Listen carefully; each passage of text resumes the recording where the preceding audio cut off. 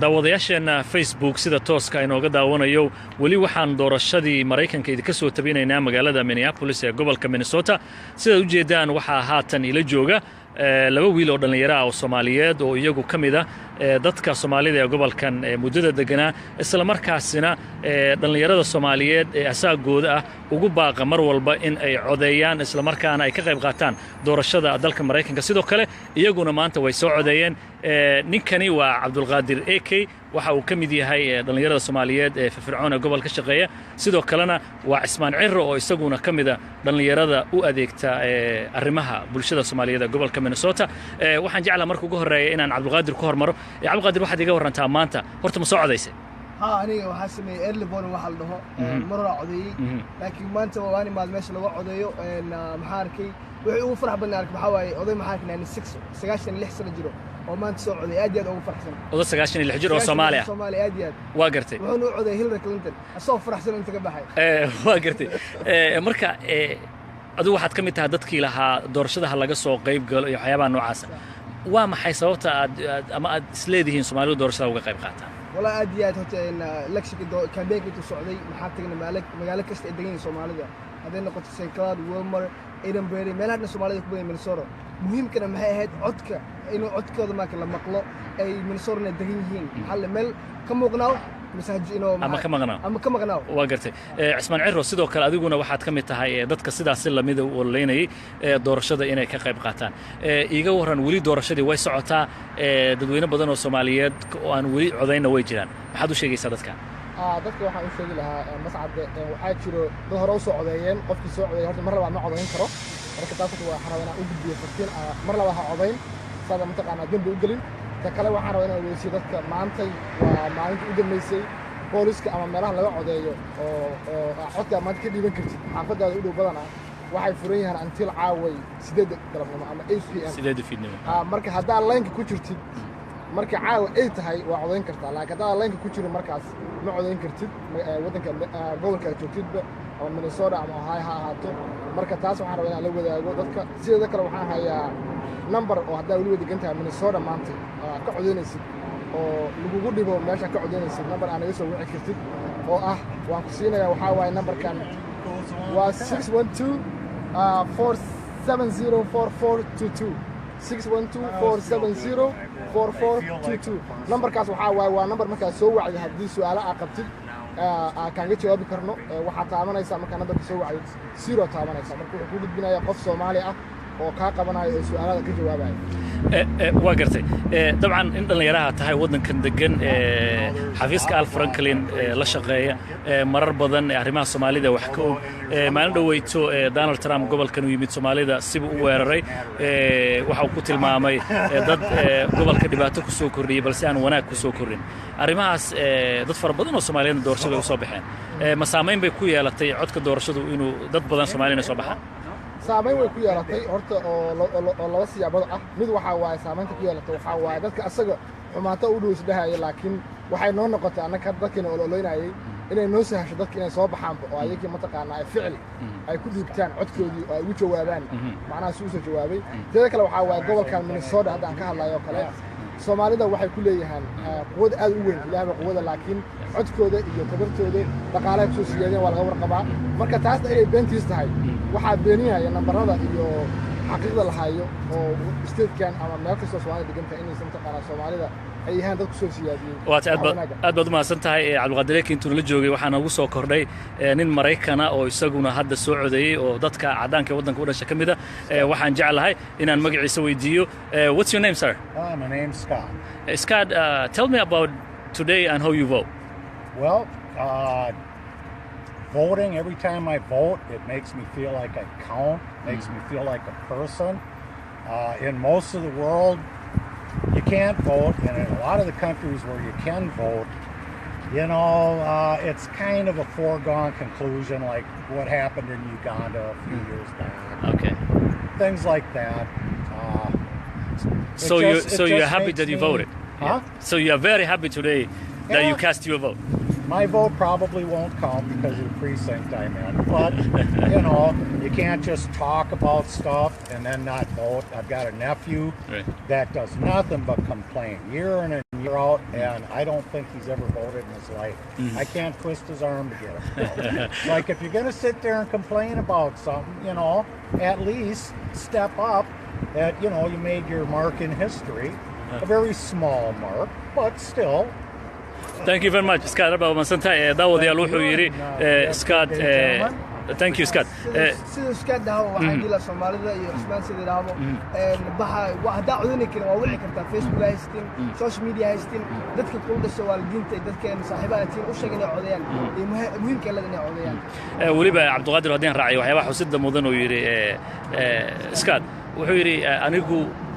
marka aan codeeyo waxaan dareemaa inaan ahay qof nool oo dhaqdhaqaaqay oo noloshiisu ay shaqaynayso laakiin wuxuu yiri wiil aan qaraabanahay mar kasta oo doorashadu ay timaa inta la gaan uu calaa oo mataqaana uu cawdaa sidaas baa jirta haddana ma codeeyo inta calaa lahayd codee marka arintaasu codkaada inuu hadda bixin weyso ruux kale waada codkaada you don't vote for today you know that's a vote for Donald Trump marka waxa la dadku soo baxan codkaaga dhibo wadankan waxa waay waa muhiimadna codkaaga dhibatid si ninka daayada xataa sheegay wadamo waxa jira aan codkooda ama dadka is codeyn karin oo wadankan hadda waxa kamid Soomaaliya maanta hadda runta ku sheegay mas'aade qofka yani qof shakhsi ma codeynayo aad iyo aad Soomaaliya kale maanta waxa arkaysaa qof la baabuurin la jecel yahay laakiin dadku ma codeyn karaan shacabka marka taas waxay ku tusaysaa qof inuu codkiisu muhiim yahay haddana wadankan waxa lagu bedelo waa qofka codkiisa haddii aad rabto inaad wax bedesho waa inaad codeysaa qofka uu codeynayso hadii ma garanaysaa ka heli weyso wuxuu qabto waxa kale taa xaq u leeyahay ma kana sanadkii soo socdo ina codeyso ruuxa u malanayso wax ku qabanayo sidee u aragtaan gabar Soomaaliyeed baa tartamaysa oo Ilhaan Cumar iyada iyo fursadeeda iyo sida waxay ku soo kordhin karto ummadda maadaama dhalinyaro Soomaaliyeed wallahi hoteeno sidka min soo radanahay waa inuu waxa ku faraxna waa Soomaalida dhaqaaqay ay sameynayso iyo waxyaalaha ay qabanayaan haddii noqoto business haddii noqoto ganacsi haddii noqoto shaqeen in laga qayb galo muhiimka ah doorashada iyo in loo ordo xafiis Ilhaan Cumar waxay noqon doontaa gabadha ugu horeysa state-kan maarkano oo Islaam oo Muslim oo Soomaali American oo mithasho state-keena marka Soomaalida waa inay isku tagaan isku raacaan muhiim waaye maxaa dhila marka soo baxaan halis midayo Soomaalida halis raaco caawana maxay leedahay party weyn leedahay oo minister markano farax weyn la tumanayo la baashalayo yani lasku imaanaya ka wada dhalinyaradii wuxuu ku hadlayaa luqadii dambe marka hadalkiisa hadaan soo turjumo wuxuu ka wada yani xafladeeda meesha la iskugu imaanayo oo dadku ay ugu dabaaldegayaan guusha iyo waxyaabo iman kara Cusmaan waxa kale wiil kale jiro Soomaaliya oo leeyahay Cabdi Daysane oo ka tartamaya magaalada St. Cloud oo golaha deegaanka u tartamaya isagana fursad intee la eg baad isleedahay ummadda u soo korinaya hadii la doorto fursadiisa way fiican tahay fursadda Cabdi waxay ku fiican tahay waxa kamid ah meeshii orday waa magaalada dhan baa codeyn karta macnaha ma aha in maanta qaana meelaha kale waxa loo codeeyaa meelo yar oo kooban oo weed la dhaho laakiin asaga xaafadda dhan codeyn karto oo degan yahay marka taas waxa waa fursad aad u qaali marka fiirsho oo maanta qaana ku soo bixi kara caawa waana caawana waanayna hadii ilaahay inuu markii sagaalka la gaaro teeda kale mid Ilhaan oo kaadaan ka hadlo waa taariikh waay marka insha Allah waxa waa taariikh gabar Soomaaliya muslim ah inay state-ka u warado oo mataqaana rayso oo caawana hadda qadar ilaahay dhicin ay raynayso hadii aan hubno hadii ilaahay aad iyo aad baad u mahadsantihiin kuwaasi waxay ahaayeen saaxiibaday reer Soomaaliyeed oo reer Minnesota dhalinyarada ah oo ila jooga halkan oo dhammaantood la codeeyo daawadayaal wali waxaan dhex joognaa ama ku dhex jirnaa maalintii doorashada dalkan Mareykanka ee lagu kala baxay doorashada guud ee madaxweynaha dalkan Mareykanka oo ku tartamayaan Hillary Clinton iyo waliba Donald Trump sidoo kale sida ay ka dhawaajeen wiilashani waxa tartamaya gobolka Minnesota si qaas ah Soomaalida u saameynaya Ilhaan Cumar oo u tartamaysa golaha wakiilada ee gobolka Minnesota iyo waliba Cabdi Daysane oo isaguna ka tartamaya magaalada St. Cloud golaha wakiilada ee magaaladaasi St. Cloud dhammaantoodna waxay dabcan Soomaalidu rajeynayaan inay guul gaari doonaan iyadoo waliba Ilhaan la filayo inay soo bixi doonto maadaama qof la tartamayahay aanu jirin halka Cabdi Daysane isagana ay dadku u filayaan inuu soo guuleysan karo waa Maxamuud Mascade oo Minneapolis sida kale sida iyo nabadgelyo daawadayaasheena Facebook sida tooska inooga daawanayo wali waxaan doorashadii Mareykanka idinka soo tabinaynaa magaalada Minneapolis ee gobolka Minnesota sida u jeedaan waxa haatan ila jooga laba wiil oo dhalinyaro ah oo Soomaaliyeed oo iyagu kamid ah dadka Soomaalida ee gobolkan muddada deganaa isla markaasina dhalinyarada Soomaaliyeed ee asaagooda ah ugu baaqa mar walba in ay codeeyaan isla markaana ay ka qayb qaataan doorashada dalka Mareykanka sidoo kale iyaguna maanta way soo codeeyeen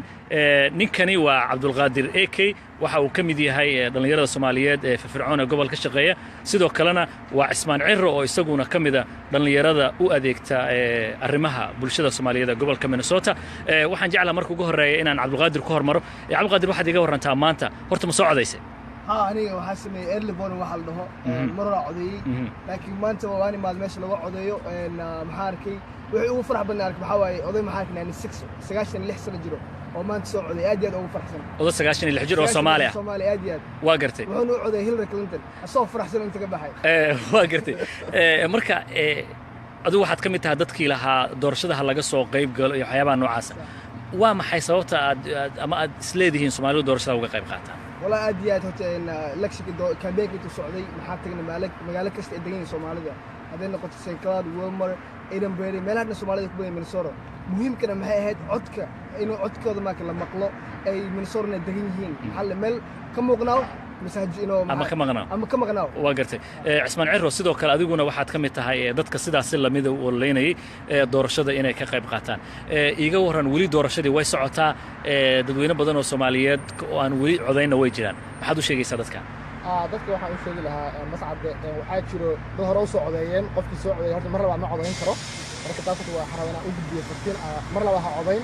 sada mataqaanaa dambi u gelin ka kale waxaan rabaa inaan weydiiyo dadka maantay waa maalintii u dambeysay